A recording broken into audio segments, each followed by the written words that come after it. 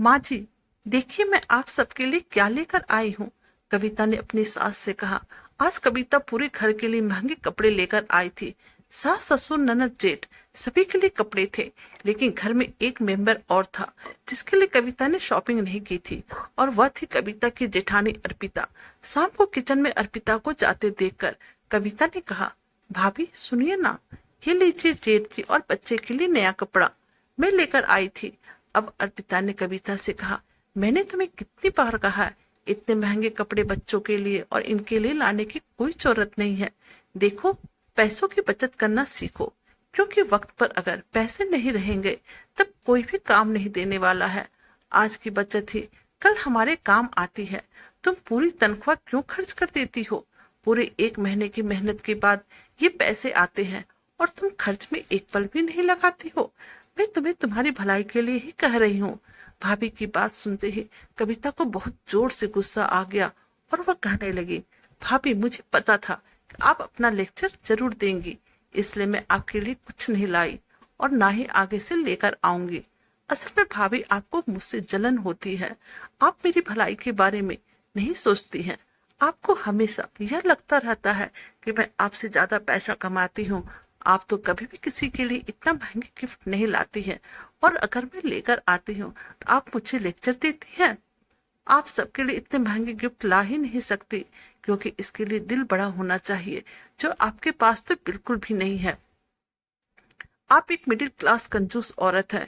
यह सब सुनकर अर्पिता के आंखों में आंसू आ गए। वो अपने कमरे में जाने लगी। तभी अर्पिता की सास कहने लगी, रुको बड़ी बहू, और फिर अब कविता को डांटने लगी। कविता की सास बोली, कविता, बड़ों से बात करने का ये तरीका तुम्हें सिखाया गया है? अर्पिता ने तुम्हारी भलाई के लिए तुम्हें बचत करने के लिए कहा है, और तुम उसको जलन और कंजूसी का नाम दे रही हो। आज एक बात मेरी तुम ध्यान से सुन लो, तुम्हारे ये महंगे गिफ्ट या कोई और चीज मेरी बहू अर्पिता की जगह नहीं ले सकता। और हाँ, अपनी इस बात के लिए तुमको एक दिन पछतावा जरूर होगा। अब कविता वहां से पैर पटकते हुए गुस्से में अपने कमरे में चली गई।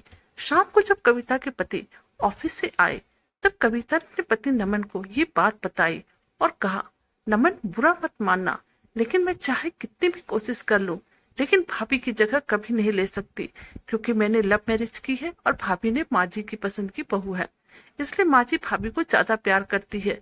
और फिर आज जो हुआ, कविता ने एक एक बात नमन को बताई।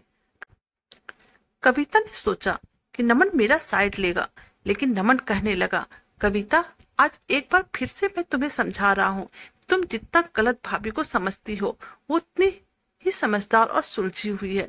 तुमसे तो वो काफी जलन रख ही नहीं सकती है, क्योंकि उन्होंने पूरे घर को हमारी शादी के लिए राजी किया था। देखो नमन, तुम भी नहीं समझ रहे हो, मैं कोई छोटे मोटे घर की बेटी नहीं हूँ। मुझे पैसों की कोई कमी नहीं है। मैं अपने शौक के लिए ही नौकरी करती हूँ, वरना मैं जो चाहूँ वो मेरे पापा मुझे तुरंत दिला दे। पापा का इतना बड़ा बिजनेस है, मैं क्यों बचत की चिंता करूँ? कविता ने एक ही सांस में नमन को सारी बातें बोल दी। इस पर नमन ने कुछ नहीं बोला और वह फ्रेश होने के लिए बाथरूम चला गया। अगले दिन संडे था। कविता ने अपने दोस्तों के साथ घूमने का प्रोग्राम बनाया हुआ था। अभी वह तैयार होकर घूमने के लिए जाने ही वाली थी, उसकी नजर हॉल में बैठी अपनी जेठानी अर्पिता पर गई। उसने अर्पिता की तरफ मुंह बनाकर देखा और फिर गुस्से से अपना पर्स उठाया और चलते बने। लेकिन कविता जाते जाते आज अपना मोबाइल हॉल में ही बने टेबल पर भूल गई।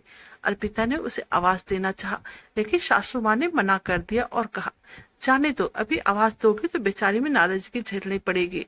अर्पिता चुपचाप से बैठकर पेपर पढ़ने लगी, लेकिन तभी उसने देखा कि कविता के फोन पर बार बार उसके भाई का फोन आ रहा था। अर्पिता ने फोन उठा लिया और भी वो बोलने ही वाली थी कि तभी उधर से कविता के भाई की रोते हुए आवाज आई और वह बताने लगा कि दीदी, जल्दी अस्पताल आ जाओ, पापा को अस्पताल लेकर जा रहे हैं। कहते हुए फोन रख दिया और अर्पिता के साथ पूरा परिवार अस्पताल पहुंच चुका था। वहां जाकर पता चला कि उसके पार्टनर उन्हें धोखा दे दिया है और धोखे में सब कुछ अपने नाम कर लिया। कविता का भाई मुंह पर हाथ रखकर बेंच पर बैठे रो रहा था। तभी अर्पिता ने उसके सिर पे हाथ रखते हुए कहा, क्या बात है, अपनी बड़ी बहन को नहीं बताओगे? वह आश्चर्यचकित होकर अर्पिता की तरफ देखने लगा और फिर जो जो हुआ था सारी बात उसने अर्पिता को बताया और यह भी बताया कि अभी पैसे जमा नहीं किए तो डॉक्टर इलाज नहीं करेंगे। मुझे और माँ को पापा ने पैसे की कभी कोई जानकारी नहीं दी। अभी हम लोगों के पास इतने पैसे नहीं हैं और कविता दीदी भी फोन नहीं उठा रही है। मुझे लगा कि दीदी आ जाएगी तो कुछ मदद हो जाएगी, लेकिन पता नहीं दीदी कहाँ है, फोन क्यों नहीं उठा रही है। अब अर्पिता ने कविता के भाई को कहा, एक काम करो, तुम आंटी जी के पास जाओ, मैं काउंटर पे जाकर पैसे जमा करती हूँ। और इधर जब कविता घर आई, उसने अपने फोन को देखा तो फोन पर अपने भाई के इतने सारे मिस कॉल देखकर परेशान हो गई। तभी उसको अपने भाई का वह मैसेज रिसीव हुआ जिसमें उसने लिखा था, दीदी पापा को हार्ट सर्जरी हो रही है, अर्जेंट पैसे चाहिए। और उसने उस मैसेज को पूरी बात लिख के बताई। अब कविता भागती हुई अस्पताल पहुंची। तब तक ऑपरेशन हो चुका था और वहां पर सिर्फ नमन और कविता का भाई ही मौजूद था। बाकी सभी लोग जा चुके थे। कविता अपने भाई को देखकर जोर जोर से रोने लगी। फिर उसने कहा, दीदी अब सब ठीक है, घर चलो, पापा अभी आईसीयू में रखा गया है, उनसे कल सुबह ही मिलना हो पाएगा। अब इस बार कविता ने अपने भाई से कहा, अच्छा तुम मुझे ये बताओ कि तुमने पैसों का इंतजाम कहाँ से किया? क्या अमन से लिया या मेरे ससुराल वालों से? उनको तूने सारी बातें बता दी क्या? कविता अब मन ही मन सोच रही थी कि अब उसको हमेशा ताने सुनने पड़ेंगे, और अगर मेरे ससुराल वालों के पास पैसे होंगे भी तो वे लोग बिल्कुल मदद नहीं करेंगे। तभी कविता के भाई ने कहा, नहीं दीदी, सिर्फ अर्पिता दीदी को सारी बातें पता है और उन्होंने ही अस्पताल के पैसे दिए बिना किसी को बताए। दीदी वो तो बहुत ही अच्छी है, डॉक्टर से बात की और बिना किसी शोरगुल की मदद भी की। अगर आज वो नहीं होते तो न जाने क्या होता। वो तो माँ को भी अपने साथ घर पर लेकर गई है। अब कविता सन्न हो गई। उसे अपने आप पर शर्म आने लगी कि उसने आज तक अपने जेठानी की इज्जत नहीं की और आज इस जेठानी ने उसके लिए इतना कुछ किया। घर पहुंचकर उसने देखा कि अर्पिता उसकी माँ का सिर दबा रही थी। कविता की माँ को गले लग गई। तब अर्पिता ने कविता को ना रोने की अपील की।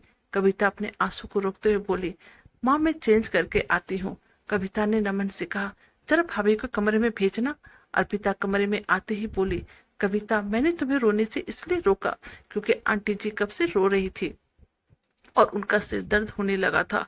वो घर पर अकेली रहती तो ज्यादा सोचती, इसलिए यहाँ लेती आई कि हम सबके बीच उनको अच्छा लगेगा, तुमको बुरा लगा हो तो। अब इस बार कविता ने अर्पिता का हाथ पकड़ लिया और अपना हाथ अर्पिता के मुंह पे रखकर कहा, भाभी बस अब मुझे और शर्मिंदा मत कीजिए, मुझसे बहुत बड़ी गलती हो गई, आप मुझे माफ कर दीजिए। मैं आपको पहचान नहीं पाई, मैंने आपकी अच्छाई को आपका ढोंग समझ कर रखा था। मैं आपको मरते दम तक यह एहसान कभी नहीं भूलूंगी। अर्पिता ने कहा, नहीं कविता, मैंने कोई एहसान नहीं किया, वो भी तो मेरे माता पिता समान ही है और बहनें कभी एक दूसरे पे एहसान नहीं करती। तुम तो मेरी छोटी बहन जैसी हो, गलती करना तुम्हारा अधिकार है, समझाना मेरा काम, समझी? हाँ भाभी, कविता ने अर्पिता के गले लगकर रोते हुए कहा, लेकिन अब आपकी ये छोटी बहन कभी कोई गलती नहीं करेगी और आपकी हर बात मानेगी, वादा रहा। दोस्तों कैसी लगी हमारी कहानी प्लीज कमेंट कीजिएगा। हमारे चैनल पर नए हमारे वीडियो को लाइक, सब्सक्राइब और शेयर कीजिएगा। Thank you.